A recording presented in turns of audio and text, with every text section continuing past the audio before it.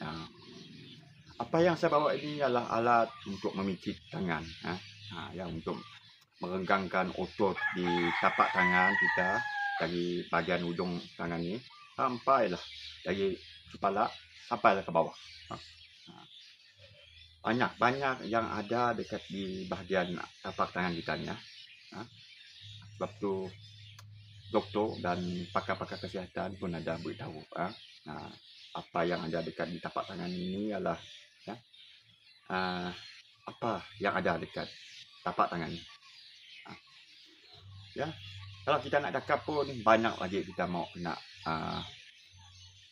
kita kena tahu jadi apa yang saya harus cakapkan ialah guna ini kita pijit ini jangan terlampau kuat, jangan ataupun mengejut, perlahan-lahan 8 kali, pergi sebelah lagi 8 kali,